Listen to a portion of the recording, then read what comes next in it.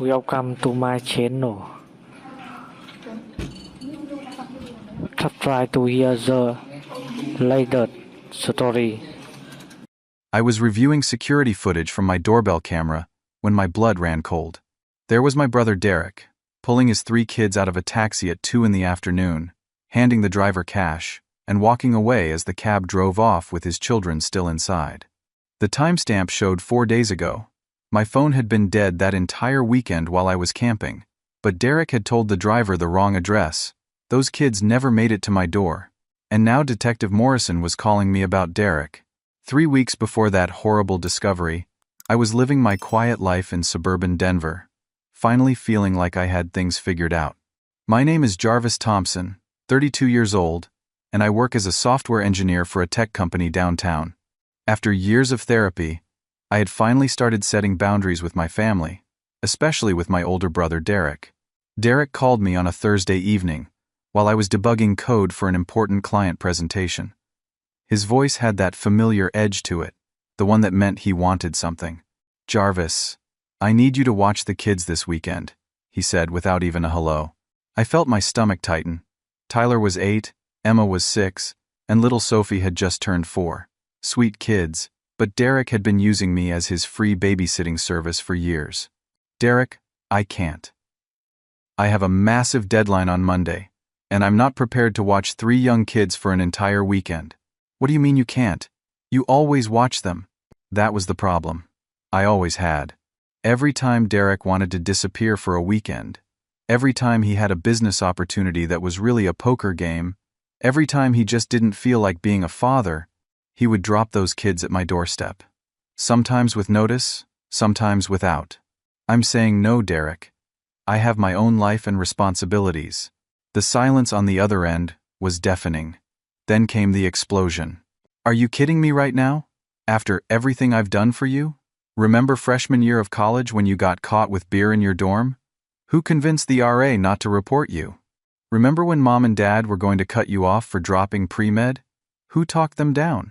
Here it was, the guilt trip express. Derek had been holding that college incident over my head for 14 years. One time he had helped me, and somehow that translated into a lifetime of servitude. "Derek, that was 14 years ago.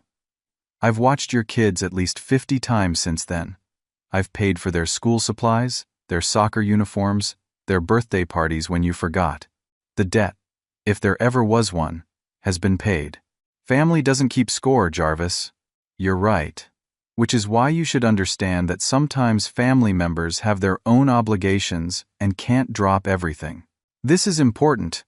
I have a major real estate conference in Vegas. This could change everything for my business." I knew Derek well enough to know that real estate conference meant gambling weekend. His wife Lauren had left him 6 months ago, and she'd been very clear about why.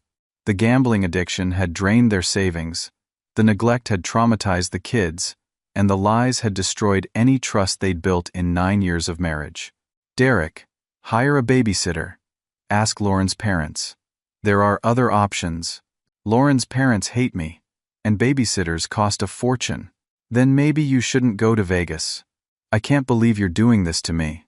Mom always said family comes first. You know what? I'm going to call her right now and tell her how you're abandoning your nephews and nieces.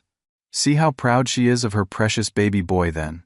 My mother, 68, and recovering from hip surgery, didn't need this drama, but I was done being manipulated. "Do what you need to do, Derek." My answer is no. I hung up before he could respond. My hands were shaking. Setting boundaries with family was the hardest thing I'd ever done, but my therapist had been clear. If I didn't stop enabling Derek, he would never take responsibility for his life. The texts started immediately. First, pictures of the kids with captions like, "They really wanted to see Uncle Jarvis and Sophie, asked why you don't love them anymore." Then came the anger. "You're selfish. You'll regret this. Some brother you are." By Friday morning, I'd blocked his number temporarily. I needed to focus on my presentation, and I had a camping trip planned for the weekend. Solo camping in Rocky Mountain National Park. No cell service, just me and nature. It was my way of resetting after stressful work weeks. I left my apartment at noon on Friday, my phone already showing low battery. I figured I'd charge it in the car, but the charging cable had frayed without my noticing. By the time I reached the campsite, my phone was dead. No matter, I thought. The whole point was to disconnect. As I set up my tent in the wilderness, breathing in the pine-scented air, I had no idea that Derek was executing a plan that would change all our lives forever. While I was seeking peace in the mountains, he was about to commit an act so cruel and reckless that it would destroy everything he had left. The weather was perfect that weekend. Clear skies, temperatures in the 70s during the day, 40s at night. I hiked trails I'd been wanting to explore for months, wrote in my journal about boundaries and self-worth, and cooked simple meals over my camping stove. For 3 days, I felt free from the weight of family drama and manipulation. But freedom, I would soon learn, can be an illusion when you're connected to someone as toxic as Derek. Because while I was finding myself in the wilderness, 3 innocent children were living through a nightmare that would haunt them for years to come. That Friday afternoon, while I was driving toward the mountains with my dead phone, Derek was packing his kids' bags with the bare minimum. A change of clothes each, some snacks, their tablets.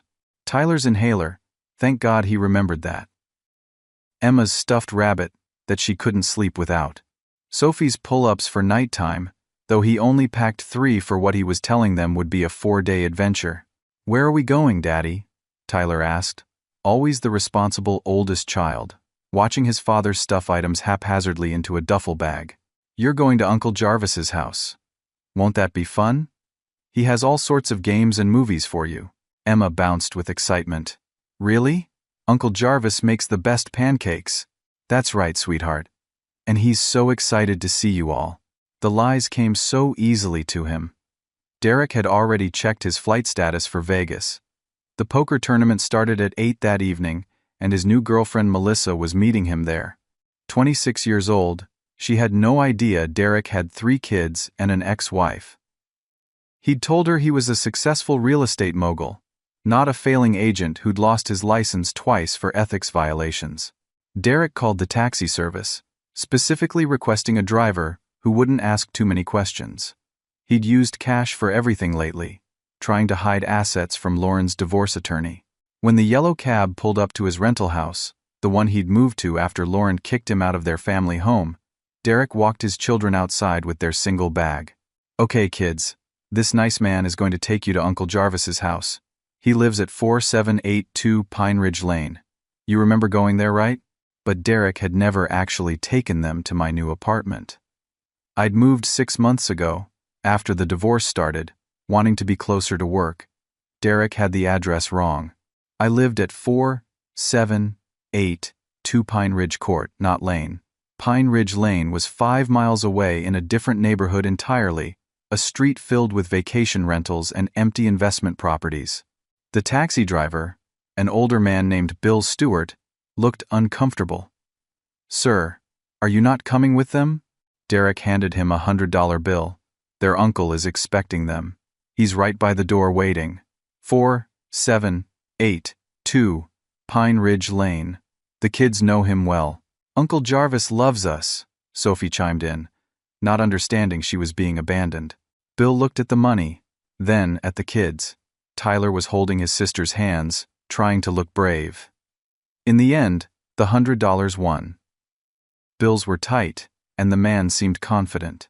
Derek kissed each child on the head, a Judas kiss if there ever was one.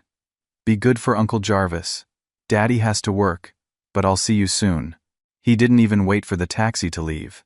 By the time Bill had the kids buckled in, Derek was already inside, grabbing his Vegas suitcase.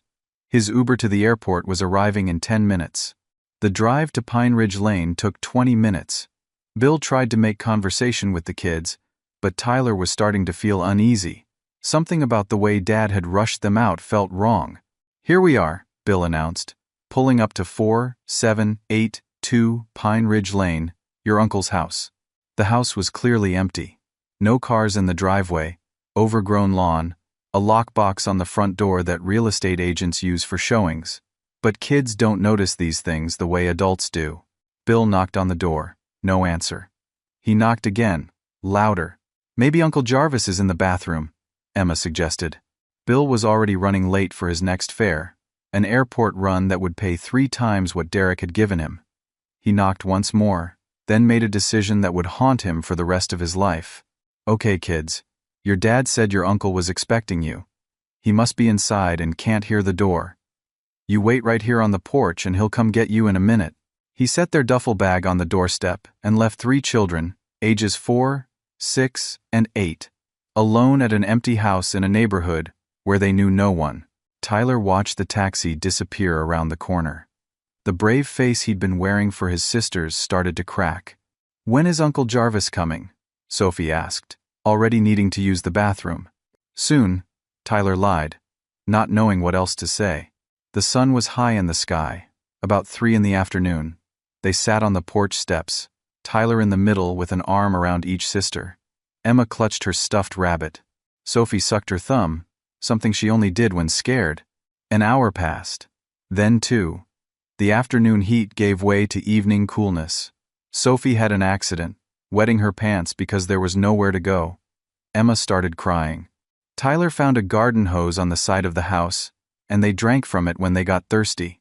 As darkness began to fall, around 7:30 that evening, Margaret Sullivan was returning from her book club. 73 years old, she'd lived in the Pine Ridge Lane neighborhood for 15 years. She knew every family, every dog, every car that belonged. Which is why seeing 3 young children huddled on the doorstep of the empty Morrison property made her slam on her brakes. Margaret approached slowly, not wanting to scare them. Emma was crying quietly. Sophie was curled up asleep with her head on Tyler's lap, and Tyler himself looked like he'd been crying but was trying to hide it. "Hello there," Margaret said gently. "Are you children okay? What are you doing here?" "We're waiting for Uncle Jarvis," Tyler said, his voice hoarse. "Dad said he lives here, but I don't think this is right. This doesn't look like Uncle Jarvis's house." Margaret's heart broke. She knew the Morrison house had been empty for 3 months while the owners lived in Florida. "What's your uncle's last name, sweetheart?" "Thompson. Jarvis Thompson. And we're Thompson too. I'm Tyler. This is Emma and Sophie." Margaret didn't know any Jarvis Thompson in the neighborhood. She made a decision. "Let's call your dad, okay? Do you know his number?" Tyler recited it from memory, the way Derek had drilled into him in case of emergencies. Margaret dialed. It went straight to voicemail. Derek was already in the air, phone in airplane mode, drinking champagne in first class bought with money that should have gone to child support. Margaret tried 3 more times. Then she did the only thing she could do. She called 911. The police arrived within 15 minutes. Officer James Rodriguez and Officer Patricia Kim took one look at the situation and called Child Protective Services. The kids were processed as abandoned children. Photos were taken of Sophie's soiled clothes, Emma's tear-stained face, Tyler's brave attempt to seem okay. Jennifer Martinez from CPS arrived at 9 that night. She was experienced, compassionate, and thorough. The children were placed in emergency foster care with the Hendersons, a couple who'd been fostering for 10 years but were already overwhelmed with 5 other children in their care. That first night, Tyler lay awake on a strange bed in a strange house, listening to his sisters cry themselves to sleep, wondering what they had done wrong to make both Dad and Uncle Jarvis abandon them. Meanwhile, Derek was up $2,000 at the poker table, Melissa on his lap, telling everyone he was a free man with no responsibilities. His phone stayed off all weekend. The 18 missed calls from Colorado numbers didn't concern him. Probably bill collectors, he thought. He'd deal with them when he got back. Saturday morning came to the Henderson foster home like any other day, in a house with too many children and not enough resources. Tyler woke up to Sophie crying, confused about where she was. Emma wouldn't let go of her stuffed rabbit, holding it so tight her knuckles were white. "Where's Daddy?" Sophie kept asking. "Where's Uncle Jarvis?" Tyler, trying to be the strong big brother, made up stories. "They're coming to get us today. There was just a mix-up." But doubt was creeping in. Tyler was smart enough to know something was very wrong. Uncle Jarvis would never leave them sitting on a doorstep. And the way Dad had rushed them out, the way he'd kissed them goodbye, it felt final somehow. The Henderson house was chaos. 8 children in a 4-bedroom home, 2 biological and 6 fosters. Mrs. Henderson, though kind, was stretched impossibly thin. Mr. Henderson worked double shifts at the warehouse to make ends meet. Breakfast was generic cereal and powdered milk. Sophie wouldn't eat. She'd always been a picky eater, and stress made it worse. Emma sat silent, not her usual chatty self. Tyler forced himself to eat, knowing he needed strength to protect his sisters. The older foster kids weren't cruel, just hardened. They'd seen too many kids come through, learned not to get attached. But one boy, Marcus, age 12, had taken an instant dislike to Tyler. "Your parents dumped you just like mine did," Marcus said Saturday afternoon. "Get used to it, rich boy. Nobody's coming for you." Tyler's fists clenched. "Shut up. You don't know anything. I know you're here, aren't you? In foster care? That means nobody wants you." The fight happened fast. Marcus shoved Tyler. Tyler shoved back. Emma screamed. Sophie ran to hide behind a couch. By the time Mrs. Henderson separated them, Tyler had a bruised cheek, and Marcus had a bloody nose. "Tyler, we don't fight in this house," Mrs. Henderson said, but her voice was tired, not angry. She'd broken up 3 fights already that week. That night, Tyler heard Emma whimpering in her sleep. She'd wet the bed, something she hadn't done in 2 years. He helped her change quietly, not wanting to bother Mrs. Henderson or face the other kids' mockery. He gave Emma his blanket and slept without one, shivering in the cold room. Sunday was worse. Sophie developed a fever, probably from stress and the change in environment. Her temperature hit 102. Mrs. Henderson, required by law to seek medical attention for any fever over 101, had to take her to urgent care. The urgent care waiting room was packed. 3 hours they waited, Sophie burning up and miserable, crying for her daddy. When they finally saw a doctor, he prescribed antibiotics for an ear infection that had probably been brewing for days, but was exacerbated by stress. Jennifer Martinez, the social worker, came by Sunday evening for her mandatory 48-hour check-in. She found Tyler with a black eye, Emma completely withdrawn, and Sophie sick and lethargic.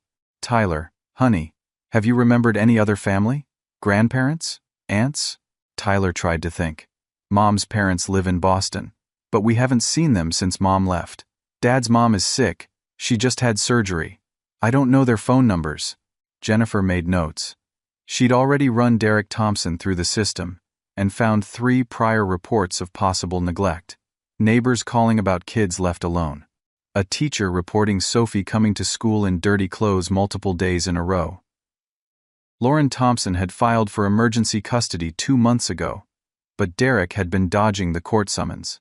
Meanwhile, in Vegas, Derek was living his best life. Saturday night, he'd won $5,000 in a tournament. He and Melissa celebrated with bottle service at a club. He posted Instagram stories, careful to tag the location as Real Estate Conference 2024 instead of the casino name. Sunday afternoon, between poker games, he finally turned on his phone. 18 missed calls from Colorado numbers he didn't recognize. 4 from a blocked number. 1 voicemail from Jennifer Martinez that he deleted without listening, assuming it was spam. He tried calling my number once, just to check that the kids were settled. When it went straight to voicemail, he assumed I was ignoring him out of spite. "Typical Jarvis," he muttered. "Always so dramatic." He turned his phone off again and headed back to the tables. Back in Colorado, Sunday night was the worst yet for the Thompson children. Sophie's fever spiked despite the medication. Emma had retreated so far into herself that she wouldn't even speak to Tyler. And Tyler lay awake, staring at the ceiling, wondering if this was their life now. "Please, Uncle Jarvis," he whispered into the darkness. "Please come find us." Monday morning brought new challenges. The foster home's biological children returned from their weekend at their grandmother's house, making the space even more crowded. Sophie was better, but clingy, not letting Tyler out of her sight. Emma still wouldn't speak. Jennifer Martinez was working overtime on the case. She'd tracked down Lauren Thompson's attorney and learned the full scope of Derek's neglect. The gambling debts, the nights he'd left the kids alone to go to casinos, the emotional abuse disguised as discipline. She also discovered that Derek had told multiple people different stories about where his kids would be that weekend. He'd told his neighbor they were with their mother. He'd told his landlord they were at a camp. The web of lies was extensive and deliberate. Monday afternoon, while I was packing up my camping gear in blissful ignorance, Jennifer made a breakthrough. Going through Derek's prior addresses, she found my name as an emergency contact from the kids' old school, Jarvis Thompson, relationship, uncle. She called my number. Straight to voicemail, the phone still dead in my car. By Monday evening, she'd made a decision. Derek Thompson would be charged with child endangerment when he was located. The children would need placement, preferably with family, if any suitable relatives could be found.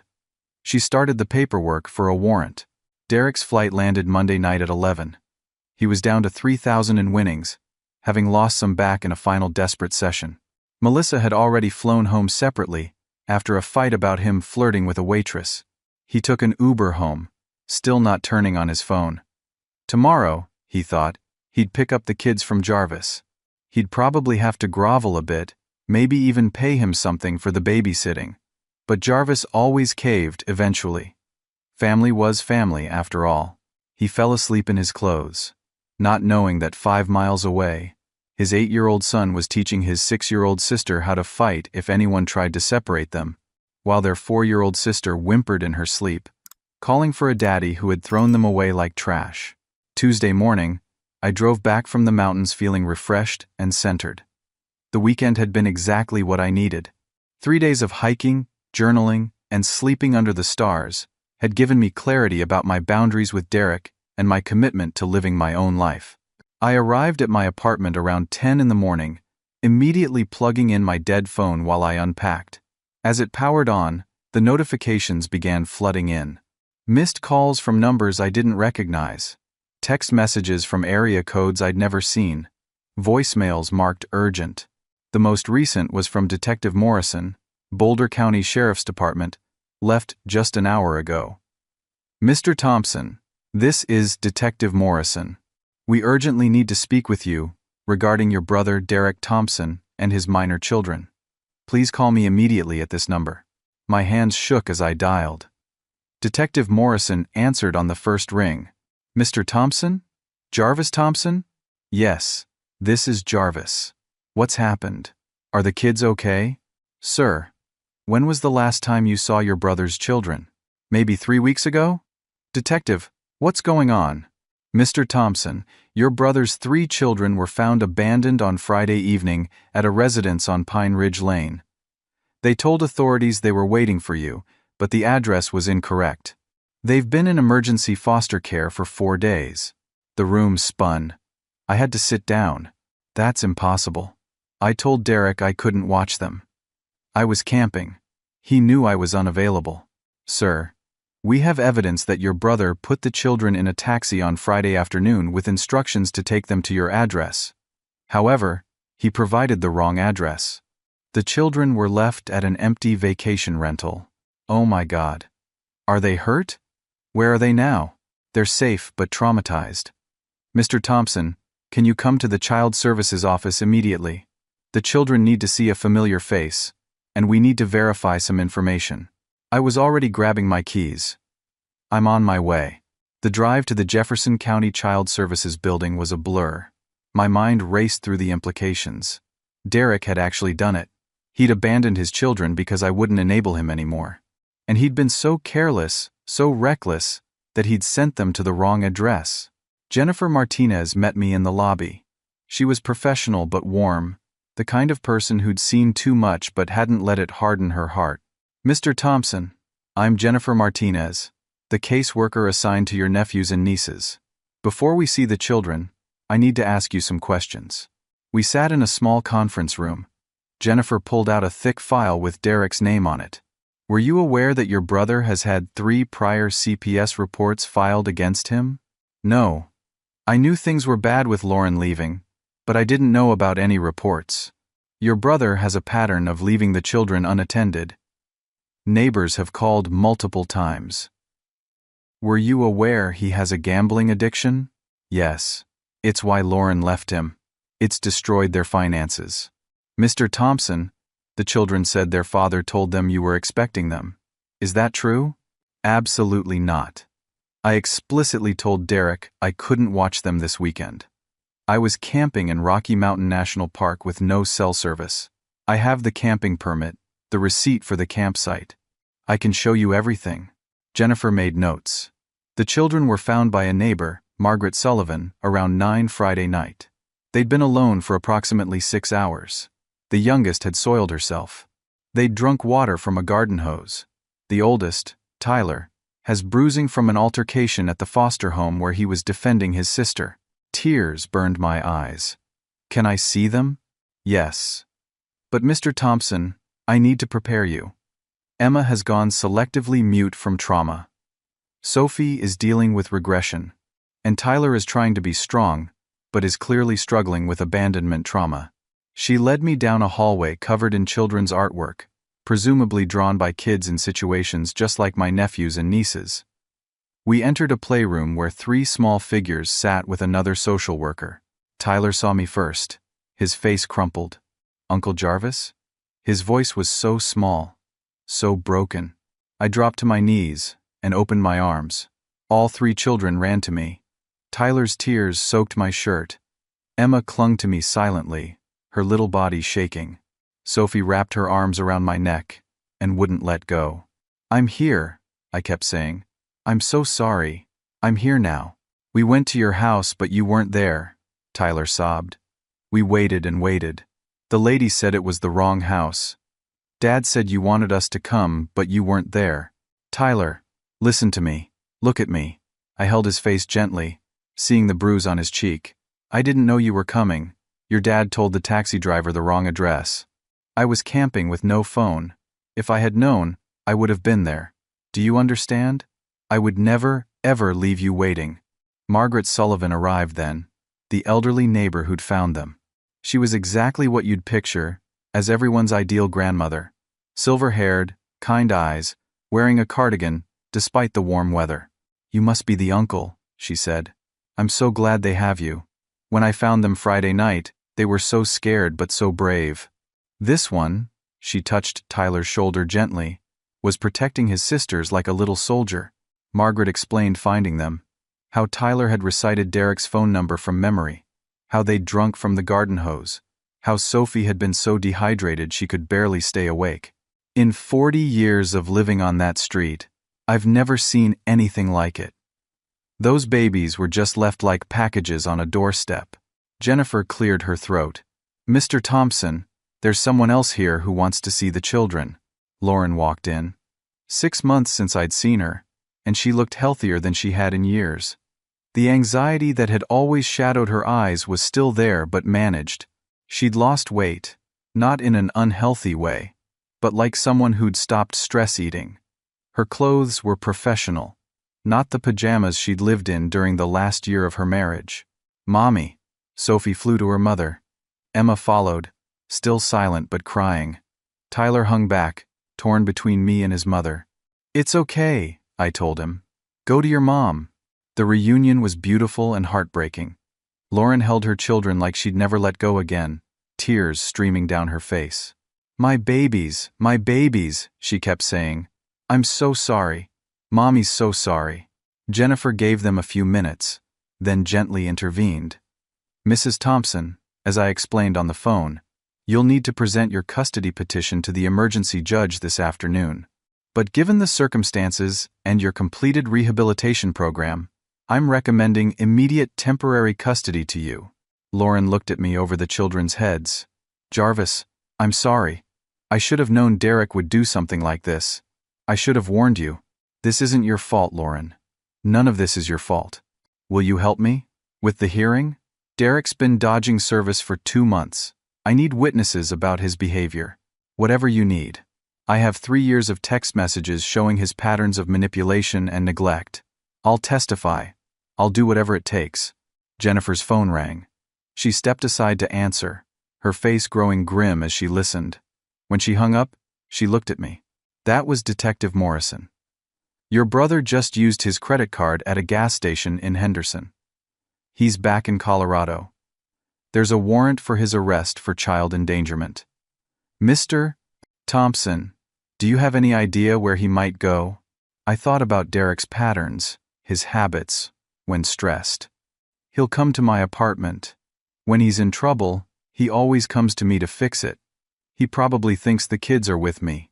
Detective Morrison arrived within the hour to coordinate. The plan was simple. I would go home and wait. When Derek showed up, I would keep him talking while police moved in. Are you comfortable with this, Mr. Thompson? He might be aggressive when he realizes what's happening. I looked at Tyler's bruised face, at Emma's hollow eyes, at Sophie clinging to her mother like she might disappear. I'm more than comfortable. He needs to face what he's done. The rest of Tuesday was a whirlwind. Lauren's emergency custody hearing was scheduled for Wednesday morning. I gave a sworn statement about Derek's request for babysitting and my refusal. Margaret Sullivan gave her statement about finding the children. Jennifer presented her report with the prior CPS complaints and the current situation. Meanwhile, Derek was blissfully unaware of the storm about to hit him. He'd slept until noon, nursed his hangover with coffee and ibuprofen, then finally turned on his phone to arrange picking up the kids. The cascade of messages didn't immediately register. He deleted the voicemails without listening, assuming they were bill collectors. The missed calls from unknown numbers didn't concern him. It wasn't until he saw a text from his neighbor that he started to worry. Derek, the police were here looking for you. Something about your kids. Call me. Even then, his first thought wasn't concern for his children but anger at me. Jarvis must have called the cops, he thought. Probably some revenge for making him babysit. He'd straighten this out, guilt-trip me into dropping whatever complaint I'd made. He drove to my apartment building as the sun was setting, parking in visitor parking like he had 100 times before. He didn't notice the unmarked police cars positioned at both exits. Didn't see Detective Morrison in the lobby, pretending to check his mail. Derek walked to my door, like he owned the place, and pounded on it with his fist. I opened my apartment door to find Derek standing there, his face flushed with anger and alcohol. It was 11 at night, and he reeked of whiskey. His eyes were bloodshot, his expensive Vegas outfit wrinkled and stained. What the hell did you do? He started immediately. Why are the cops looking for me? What did you tell them? I stepped back, letting him push his way inside. My phone was already recording in my pocket, as Detective Morrison had instructed. 2 officers were in the stairwell, 2 more by the elevators. They would give me 5 minutes to get Derek's confession before moving in. Derek, where are your kids? He rolled his eyes. Don't play games with me. They're here. I know you took them after all. You always do. You just wanted to make me sweat a little first, right? Some kind of lesson about boundaries or whatever therapy crap you're on now. Derek, your kids aren't here. What are you talking about? I sent them here Friday. Taxi dropped them off. I pulled up the doorbell camera footage on my laptop. This is my front door camera, Derek. Friday, 2 p.m., when you claim the taxi brought them here. The timestamp showed an empty hallway. No kids, no taxi driver, no movement at all. Derek's face went pale. That's impossible. I gave the driver your address. What address did you give him? 478-2 Pine Ridge Lane. I live on Pine Ridge Court, Derek. Not Lane. You sent your children to the wrong address. The color drained from his face completely. For a moment I saw real fear in his eyes. Then, predictably, he shifted to anger and blame. Why didn't you tell me you moved? I told you 6 months ago. I sent you my new address. You never responded. But Derek, even if you had the wrong address, why did you put your kids in a taxi alone? Why did you abandon them when I explicitly told you I couldn't watch them? I didn't abandon them. I sent them to family. To you? After I said no, after I told you I was unavailable, you knew I was going camping. You did it anyway. Derek started pacing, his hands running through his hair. Where are they? Where are my kids? They spent 4 days in emergency foster care. Tyler got in a fight defending Emma. Sophie got so sick from stress she had to go to urgent care. Emma stopped talking completely. Foster care? His voice cracked. No, no, no. This is your fault. If you had just watched them like you always do. Stop. Listen to yourself. You put 3 young children in a taxi with a stranger and the wrong address because I wouldn't enable you anymore. You went to Vegas while your kids sat on an empty house's doorstep for 6 hours until an elderly woman found them crying in the dark. Derek's rage exploded. He grabbed a glass from my coffee table and threw it against the wall. You did this! You and your boundaries and your therapy. Family is supposed to help family. Is that what you told Tyler when he was protecting his sisters from older kids in foster care? Is that what Emma heard when she was so traumatized she stopped speaking? Is that what Sophie understood when she was burning with fever in a strange bed, crying for her daddy? Shut up. You don't have kids. You don't understand the pressure I'm under. What pressure, Derek? The pressure to win at poker? The pressure to impress your new girlfriend who doesn't even know you have children? His face twisted. How do you know about Melissa? Your Instagram stories. Posted from casinos while your children were missing. Yeah, Derek, they were missing. Because the address you gave didn't exist in the system as residential. The taxi driver left them at an empty vacation rental. I pulled up my laptop again, showing him the Instagram posts Jennifer Martinez had screenshot. Derek with champagne. Derek at the poker table. Derek with Melissa. All time-stamped, while his children were in crisis. You want to know the truth? Derek's voice turned vicious. Yeah, I knew you were camping. I didn't care. You needed to learn a lesson about saying no to me. About choosing your stupid job over family. There it was. The confession. You knew I wouldn't be there? I figured you'd come back early, when you realized I was serious. You always cave, Jarvis. Always. Since we were kids, I push, you fold. It's our dynamic. So you endangered your children to teach me a lesson? They were never in danger. They were going to family. To an empty house, Derek. You didn't even verify the address. You didn't even make sure I'd be there. You just dumped them and left. I was teaching you about consequences. No, you were gambling in Vegas. You turned off your phone so you wouldn't have to deal with any problems. You abandoned your children because they were inconvenient to your plans. Derek lunged at me then, grabbing my shirt. You're going to fix this. You're going to tell the cops it was a misunderstanding. You're going to make this go away like you always do. No, Derek. I'm done enabling you. I'm done being your safety net while you free fall through life destroying everyone around you. I'll ruin you. I'll tell Mom you did this. I'll tell everyone you called CPS on your own family. You'll be the villain in this story. I didn't call CPS, Margaret Sullivan did, when she found 3 abandoned, terrified children on a doorstep at 9 p.m. But you know what? I would have called them. Because those kids deserved better than what you gave them. They're my kids. Not anymore. The door burst open. Detective Morrison entered with 2 uniformed officers. Derek Thompson, you're under arrest for 3 counts of child endangerment. Derek tried to run. It was pathetic, really.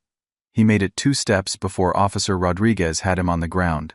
The handcuffs clicked with a finality that seemed to echo through the apartment. Jarvis, tell them this is a mistake, Derek screamed. Tell them. Mr. Thompson, you have the right to remain silent, Detective Morrison began. This is your fault, Jarvis. You did this. You destroyed our family. As they led him away, Derek kept screaming threats and accusations. The neighbors opened their doors to watch. Mrs. Chen from across the hall shook her head sadly. She'd heard Derek's yelling before during his visits. Detective Morrison stayed behind after the uniforms took Derek away. You did the right thing, Mr. Thompson. That recording will be very helpful. The confession that he knew you were unavailable and did it anyway, that's huge. What happens now? He'll be booked tonight. Bail hearing tomorrow, but given the severity and his previous reports, I doubt he'll get released. The prosecutor will likely add charges. We found evidence of fraud at his real estate office, and the IRS has been notified about unreported gambling winnings. After Morrison left, I sat in my quiet apartment, the broken glass still glittering on the floor. I thought about Derek and me as kids. He'd always been the golden child, charming and confident. I'd been the quiet one, the responsible one, the one who cleaned up his messes. When had it gone so wrong? When had his confidence become narcissism? When had his charm become manipulation? When had I become his enabler instead of his brother? My phone buzzed with a text from Lauren. The kids are asleep. They had dinner and baths. Tyler asked if you could come to the hearing tomorrow. All three want you there. I wrote back immediately. I'll be there. Whatever you need. Another text. This one from my mother. Derek called from jail. Says you had him arrested. Is this true? I called her instead of texting. She needed to hear the truth, all of it. The abandoned children, the foster care, the Instagram posts from Vegas. She cried, but not the tears I expected. I always knew, she whispered. Deep down, I knew something was wrong with how he treated those babies. But he was my firstborn, my Derek. I made excuses. I enabled him too, didn't I? We all did, Mom. But not anymore. The next morning, the news hit social media. Derek's mugshot was on the local news website. His real estate company released a statement distancing themselves from him. Melissa, the Vegas girlfriend, posted on Instagram that she had no idea he was a father and was disgusted by his actions. The house of cards Derek had built on lies and manipulation was collapsing, and he had no one to blame but himself. Wednesday morning's custody hearing was scheduled for 9 o'clock. I arrived at the courthouse at 8:30, wearing my only suit. Lauren was already there with her attorney, a sharp woman named Patricia Reeves who specialized in custody cases involving abuse and neglect. The children weren't required to attend, but they were waiting in a child-friendly room with Jennifer Martinez, who would bring them in only if the judge requested. Tyler had insisted on wearing his best clothes, a button-up shirt that was slightly too small and khakis that Lauren had bought him that morning. Even in crisis, he was trying to be the perfect son, the one who could fix everything. Derek's public defender, a young man named Christopher Dalton, who looked fresh out of law school, seemed overwhelmed. Derek was brought in wearing Orange County jail coveralls, his hands cuffed in front of him. He'd been denied bail due to flight risk and the severity of the charges. Judge Catherine Wheeler presided, a woman known for her no-nonsense approach to family law. She'd been on the bench for 20 years and had seen it all. We're here for an emergency custody hearing regarding the minor children Tyler, Emma, and Sophie Thompson, she began. Mr. Derek Thompson, you are currently charged with 3 counts of child endangerment. How do you plead? Christopher Dalton stood. Your Honor, my client pleads not guilty and requests this hearing be postponed until the criminal matters are resolved. Denied. The children's welfare cannot wait for criminal proceedings. Mrs. Thompson, please present your case. Patricia Reeves was brilliant. She presented a timeline of Derek's neglect going back 2 years. Photos of the children from Friday night, Tyler's bruised face from the foster home, medical records of Sophie's stress-induced fever. She played the doorbell camera footage I'd provided, showing the empty hallway when Derek claimed the children had been delivered. Then came the witnesses. Jennifer Martinez testified about the prior CPS reports, the pattern of neglect, the trauma the children displayed. Margaret Sullivan, dignified in her floral dress, described finding 3 terrified children abandoned like packages. Your Honor, in my 73 years, I've never seen such callous disregard for children's safety. They were babies, left alone in the dark, drinking from garden hoses. When it was my turn, I told the truth, every detail. The years of enabling, the pattern of Derek using the children as pawns, the gambling addiction that drained their college funds. I provided 3 years of text messages showing Derek's manipulation and neglect. He told me explicitly that he knew I was unavailable, I testified. He said he did it to teach me a lesson about boundaries. He endangered his children to punish me for saying no. Derek's defense was pathetic. Christopher Dalton tried to argue it was a misunderstanding, a miscommunication about addresses. But when Derek took the stand, his narcissism destroyed any sympathy he might have garnered. They're my children, he said, his voice dripping with entitlement. I can decide where they go and when. Jarvis has watched them dozens of times. I assumed he'd changed his mind when he cooled down from our argument. Mr. Thompson, Judge Wheeler interrupted, did you verify your brother's availability before leaving your children? I don't need to verify anything. He's their uncle. Family helps family. Did you ensure someone would be at the address you provided to the taxi driver? I gave the address I had. Did you attempt to contact your brother or anyone else when you arrived in Las Vegas? I was at a professional conference. I couldn't be disturbed. Judge Wheeler's expression was granite. Mr. Thompson, the court has reviewed your Instagram posts from that weekend. You were not at a professional conference. You were gambling and partying while your children were in foster care. The investigation had uncovered more than just the abandonment. Detective Morrison testified about the fraud discovered at Derek's real estate office. 3 families had come forward saying Derek had stolen their earnest money deposits, nearly $60,000 total. The IRS had found unreported gambling winnings of over $200,000 in the past 3 years. Derek's own mother testified against him.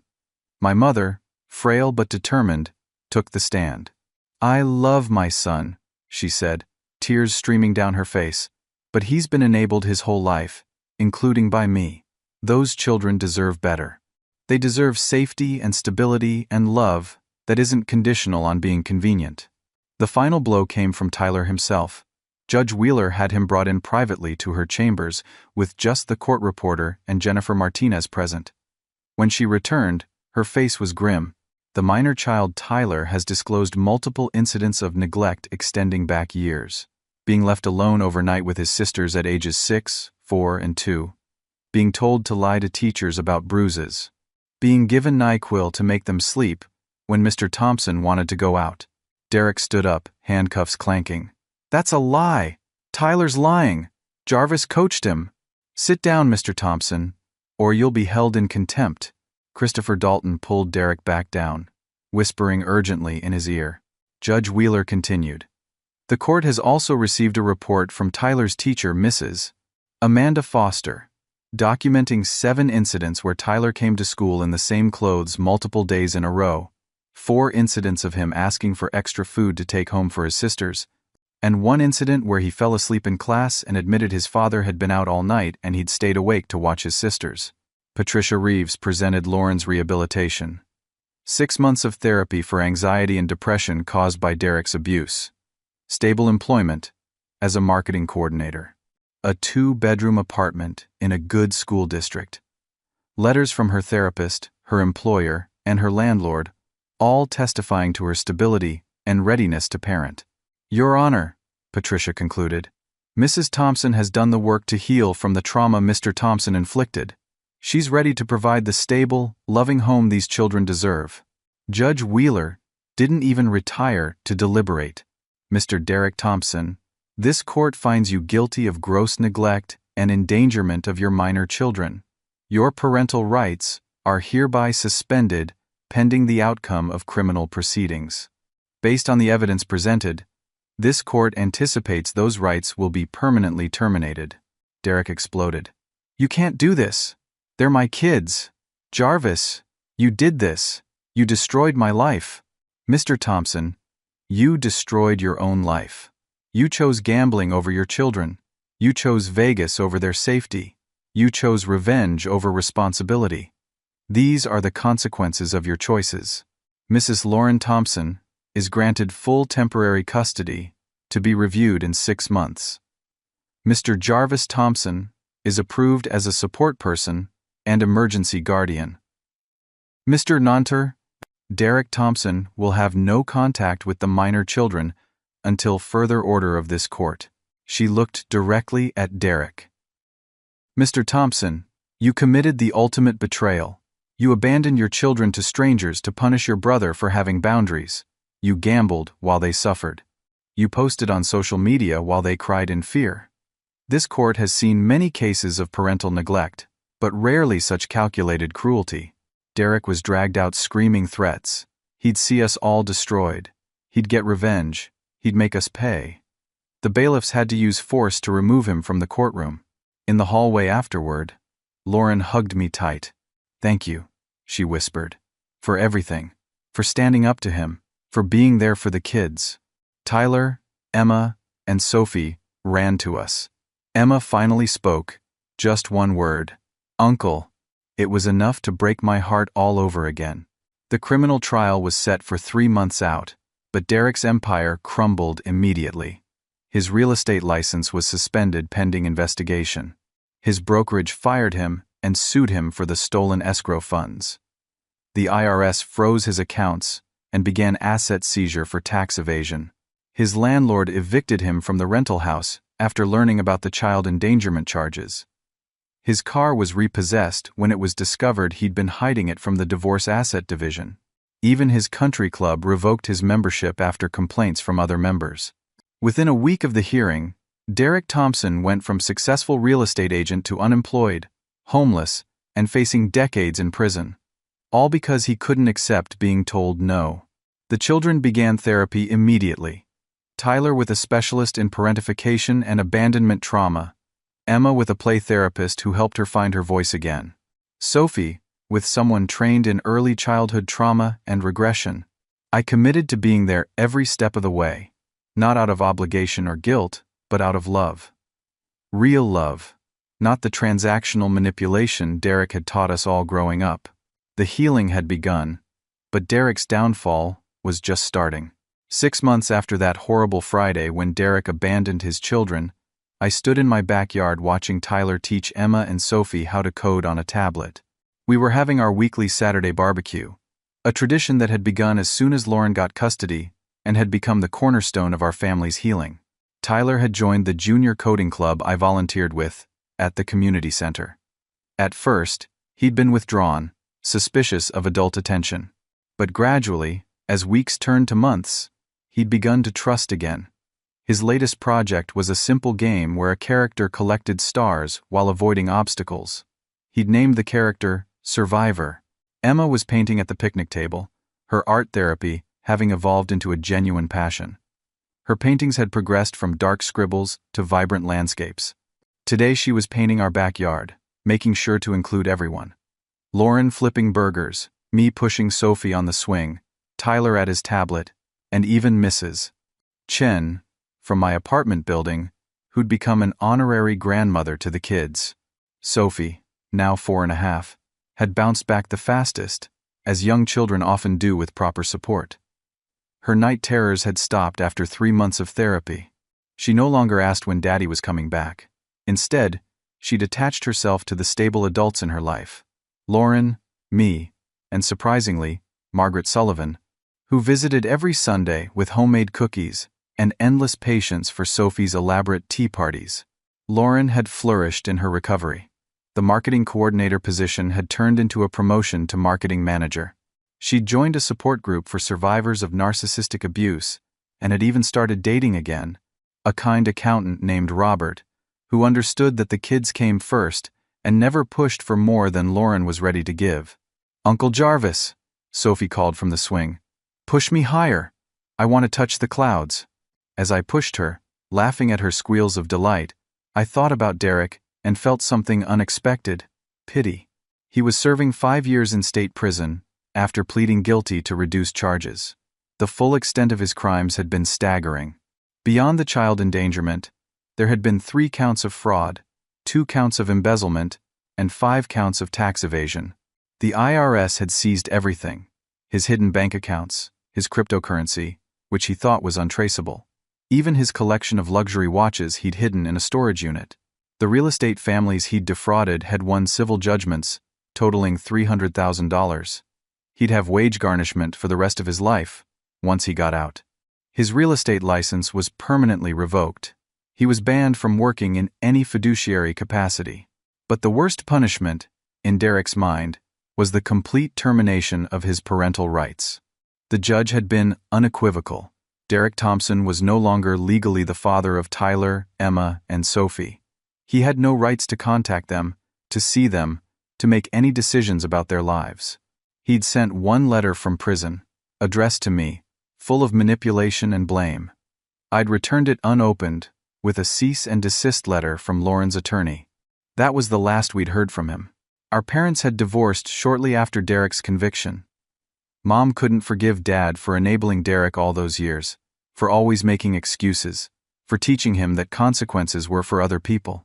She lived in a senior community now, active in the grandmother's support group for relatives of incarcerated individuals. She saw the kids every week, and had become the grandmother they needed: present, stable, and boundaried. "Dinner's ready," Lauren called, and everyone gathered around the picnic table. Robert had arrived with his contribution, a homemade potato salad that the kids actually ate, a minor miracle given their pickiness. As we ate, Tyler cleared his throat. "I want to make a toast," he said, his voice steady in a way it hadn't been 6 months ago. We all raised our lemonade glasses. "To family," Tyler said. "Not the family you're born with, but the family you choose. The family that shows up. The family that stays. To Mom, for getting better and coming back for us. To Uncle Jarvis, for standing up to Dad and standing up for us. To everyone here, for showing us what real love looks like." Emma added quietly, "To second chances." Sophie, not to be left out, shouted, "To cookies," which made everyone laugh. As we clinked glasses, I caught Lauren's eye. She nodded, a silent acknowledgement of how far we'd all come. After dinner, as the sun set and the kids played in the fading light, Margaret Sullivan pulled me aside. "You saved those children," she said simply. "You saved them, Margaret. You found them. I found their bodies. You saved their souls.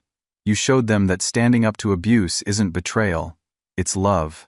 My phone buzzed with a notification from my blog. I'd started writing about our experience, about breaking cycles of family manipulation and abuse. The latest post, "When No Means No, Setting Boundaries That Save Lives," had gone viral. Thousands of comments from people sharing their own stories of family manipulation, of being guilted for having boundaries, of enabling destructive behavior in the name of family loyalty. Sarah, my girlfriend whom I'd met at a survivors support group 3 months ago, read some comments aloud. This one says, "Your story gave me the courage to stop enabling my sister's addiction. Thank you for showing that boundaries aren't cruel, they're necessary." Sarah understood the journey because she'd lived her own version of it with an alcoholic mother who'd used guilt as a weapon. We took things slow, both of us carrying trauma that demanded respect and patience. But it was healthy, stable, and real, in a way no relationship in my life had ever been before. As darkness fell and we moved inside, Tyler pulled me aside. "Uncle Jarvis, do you think Dad thinks about us?" I considered lying, giving him the comfortable answer. But these kids had been lied to enough. "I don't know, Tyler. But here's what I do know. Whether he thinks about you or not doesn't determine your worth. You're amazing because of who you are, not because of who your father is or isn't. I don't want to be like him. You're not. You know how I know? Because you protected your sisters. Because you put their needs first. Because even when you were scared and alone, you chose love over abandonment. You're already twice the man your father ever was." Tyler hugged me then. This 8-year-old boy, who'd been forced to grow up too fast but was slowly learning to be a kid again. Later that night, after everyone had gone home and I was cleaning up, I found a note Emma had left for me. In her careful handwriting it said, "Thank you for saying no. If you had said yes, Dad would never have gotten in trouble, and we would still be scared all the time. Your no saved us." I kept that note. Framed it, actually. Put it on my desk next to a photo from today's barbecue. All of us together, laughing, healing, chosen family bound not by obligation but by love. The story could have ended differently. I could have caved to Derek's manipulation, watched the kids that weekend, enabled him one more time. He would have kept escalating, kept neglecting them, kept using them as pawns in his games. Eventually, something worse would have happened. Maybe one of them would have been seriously hurt. Maybe the neglect would have turned to active abuse. Maybe they would have grown up thinking that love meant being used, that family meant having no boundaries, that their only value was in what they could do for others. Instead, my no became the catalyst for change. It forced Derek's hand, exposed his cruelty, and ultimately freed his children from a lifetime of manipulation and neglect. Sometimes the most loving thing you can do is say no. Boundaries aren't walls that keep love out. They're gardens where healthy relationships can grow. Derek thought he could force me to enable him forever, but his entitlement became his destruction. The kids learned that real family doesn't abandon you on doorsteps or use you as pawns. Lauren learned that leaving an abuser doesn't make you weak, it makes you strong. Our mother learned that enabling isn't love, it's complicity. And I learned that standing firm in your truth, even when family calls you selfish, even when they threaten and rage and blame, is how you break generational cycles. It's how you stop the patterns that destroy lives. It's how you save the next generation from repeating the same painful dance. Those 4 days of horror became the catalyst for healing our entire family tree. Derek lost everything trying to control everyone. His children, his freedom, his fortune, his family. He sits in a prison cell now, alone with the consequences of his choices. But in his downfall, the rest of us found freedom. Freedom from manipulation. Freedom from guilt. Freedom from the toxic cycles that had defined our family for generations. The children are thriving. Tyler made the honor roll last quarter. Emma's art was featured in a local gallery showing of young artists. Sophie started kindergarten and made 3 best friends on the first day. They're in therapy, yes, but they're also in love. Loved by their mother, who fought through her own trauma to become the parent they deserve.